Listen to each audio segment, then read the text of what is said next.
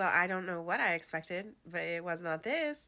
And the fact that this wasn't even the most frustrating part of the confirmation hearings. Like, somehow it gets worse. Oh, did you come to my channel for some uplifting news?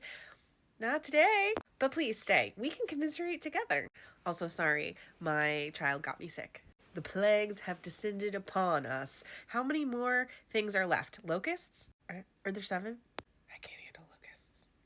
I am not a doctor, but I am an autistic. And that's the end of the video.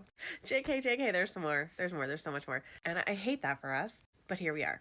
Bernie Sanders comes to the confirmation hearing with receipts. He's like, hey, there's all these studies that show that vaccines don't cause autism. So are you willing to go on the record and say that you're not anti-vaccine because you don't think it actually causes autism, because there are tons of studies that debunk this? And RFK Jr. is like, well, I already told you that I don't want to come into HHS with any preordained, and then he got cut off by Bernie Sanders, as he should have been, because that, what? You don't want to come into the Health and Human Services Department with any pre-existing beliefs about science?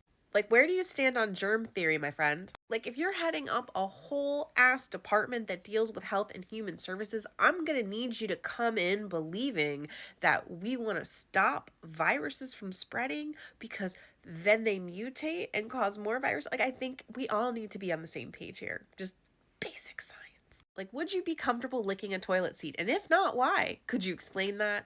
50 words or less. What are these people doing? I will tell you what they're doing. It is a deeply, deeply intentional tool to manipulate people into questioning science and instead adopting pseudosciences. Because by creating distrust in the current government and its science, they can advance their own science that conforms to their ideology and their terrible, terrible beliefs. We have seen this before, circa 1930s Germany. I mean, in other times, but I feel like that's the example that most people can access, you know? Access. Why did I do that? Oh my God, I'm so tired. They know this message is a distraction, and they can get you to put your funding in other places. And they know that the wellness industry is a $6 trillion plus industry. These people who are peddling anti-vax bullshit aren't just peddling that message, they're also peddling products that they want you to buy. Lots and lots of products. And what do you want to bet? That his millionaire, billionaire besties own stock in a lot of these wellness brands, which, by the way, ironically,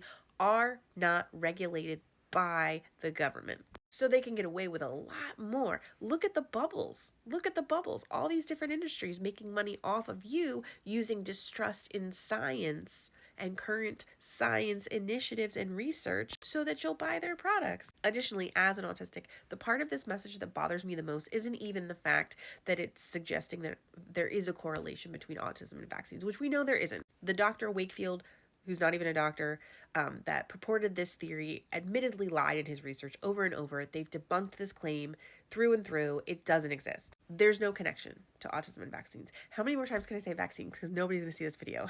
Anyway, that's not even my biggest issue. The issue is that it's conflating autism with vaccines, and what it is it's minimizing or distracting people from the fact that vaccine injury is real. It's a real thing, and it's really rare. But so instead of making up things that don't exist to scare people, what we could be doing is putting money into research and taking what we already know and making it better and safer. And then the rest of us, obviously, ideally, would get the vaccines, so the people who can't get the vaccines don't have to, and we still can protect them. Weren't we all here in 2020? I feel like we all learned this on TikTok. The fact that he's unwilling in his own confirmation hearing to go on the record and say what he believes about this means that we know what he believes about this. And there's a reason that we're still talking about Nazis in 2025, because this is like 5 steps away from eugenics. I don't know what the hell this is. He bragged about putting mice and chickens in a blender to feed to his hawk because he's a predator. That's so brand. These are people who in normal times, their resume wouldn't even have graced the desk of the lowest level of HR in our government. They are security threats and risks, and I resent the fact that I don't get to make fun content because I have to come here and talk about this.